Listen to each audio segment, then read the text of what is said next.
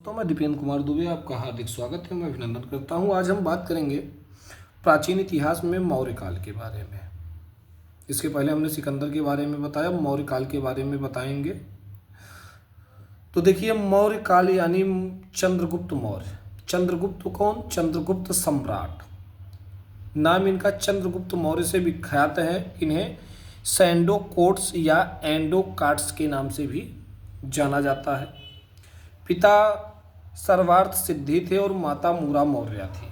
पुत्र इनका बिंदुसार था। भाई का कोई विशेष उल्लेख नहीं है, बहन का कोई विशेष उल्लेख नहीं है, पुत्री नहीं थी। विवाह दुर्धरा और हेलेना के साथ हुआ था।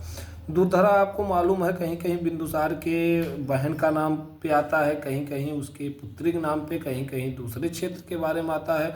और हेलेना जो था सिकंदर का जो सेनापति था सेलुकस, उसकी पुत्री मानी जाती है। जन्म इनका पाटलिपुत्र में हुआ था 340 ईसा पूर्व में। मृत्यु इनकी 298 ईसा पूर्व में, लगभग ये 43 वर्षों तक जीवित थे। कार्य इन्होंने मौर्य वंश का उदय किया।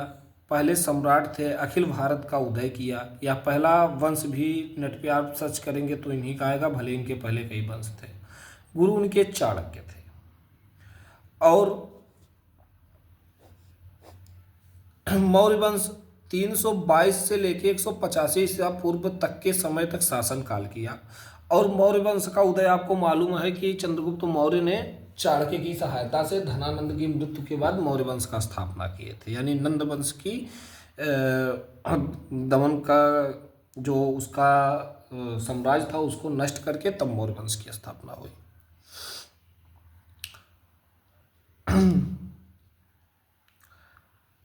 अब मौर्य वंश 322 से 185 ईसा पूर्व तक था, जिसमें चंद्रगुप्त मौर्य, बिंदुसार, अशोक, दशरथ मौर्य, सम्प्राति, शालिशुक, देववर्मन, शतधन्वन मौर्य, बृहद्रथ मौर्य, इतने लोग थे।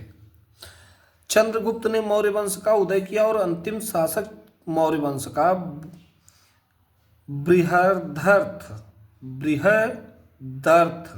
मौर्य, कहने में थोड़ा दिक्कत हो रहा था। और उसका जो सेनापति था पुष्यमित्र संगु, वही बृहदर्थ का क्या किया था? मृत्यु किया था। और तब संग वंश का निर्माण हुआ। सेना की बात किए तो सेना जो था वो अजय सेना, चंद्रगुप्त मौर्य के सेना को अजय सेना कहा जाता था, क्योंकि 6 लाख पैदल सैनिक थे, 50,000 घोड़े थे, 9,000 हाथी थी, 8,000 रथ वाले सेना थे। यह वर्तमान बिहार बंगाल के क्षेत्र से लेकर पटना तक फैला था। यानी मगध में गंगा से लेकर पाटलिपुत्र के क्षेत्र में फैला था और भी इसका विस्तार किया गया। चंद्रगुप्त के बारे में और कहीं बात किया जाए तो एक बार क्या था, जब सिकंदर ने सिंधु नदी किनारे आया और वहाँ पोरस राजा से युद्ध लड़ रहा था, तो जब वो चाणक्य को पता चला तो चाणक्य ने धनानंद के पास गए। धनानंद बहुत ही ऐश्वर्यवृत्त की जीवन जीता था, ऐश्वर्यवृत्त के साथ वैश्यावृत्त का भी जीवन जीता था।